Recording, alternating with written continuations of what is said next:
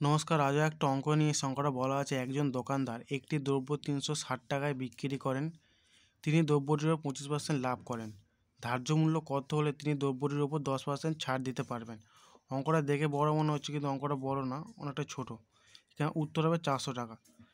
তো অঙ্কটা বলার আগে বলে রাখি যে তোমরা আমার হোয়াটসঅ্যাপ চ্যানেল ও টেলিগ্রাম চ্যানেলে জয়েন করতে পারো, যার লিঙ্ক ডেসক্রিপশানে দেওয়া আছে। ওখানে গেলে তোমার একটা করে মক টেস্ট ও প্র্যাকটিস সেট দিতে পারবে। ও যাদের মক টেস্ট ও প্র্যাকটিস দিতে ইচ্ছুক তারা চ্যানেলে জয়েন করতে পারো।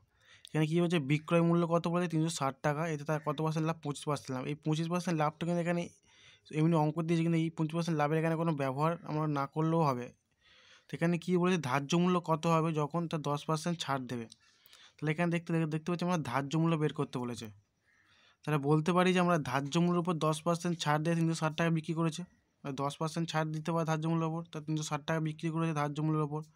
তাহলে ধার্য মূল্য আমরা বের করবো, ধার্য মূল্য কত পার্সেন্ট হবে? এই 10% ছাড় দেয়, বিক্রয় মূল্য 360 টাকা হয়। ধরে নিই 90 টাকা যদি বিক্রয় মূল্য, তার ধার্য মূল্য হয় 100 টাকা। যেই 10% 100 টাকার উপর 10% ছাড় মানে 90 টাকা হয়। তাই 90 টাকা হয় যখন ধার্য মূল্য হয় 90 টাকা, 90 টাকা বিক্রয় মূল্য হয় যখন ধার্য মূল্য হয় 100 টাকা। 10% ছাড়ে 100 টাকা, 10% ছাড় 90। তাহলে 1 টাকাই হলে কত? 100/90। আর 360 টাকা বিক্রয় মূল্য হয় কত? 100/90 × 360। আমরা এই 0 0 কেটে দিয়েছি, আর 9 কে 9, 4 9 36, 4 4 100, 400 টাকা। ধার্য মূল্য হয় 400 টাকা। উত্তর কী চেয়েছে আমার? ধার্য মূল্য কত হবে? তো উত্তর হবে 400 টাকা। আশা করি সবাই বুঝতে পেরেছো।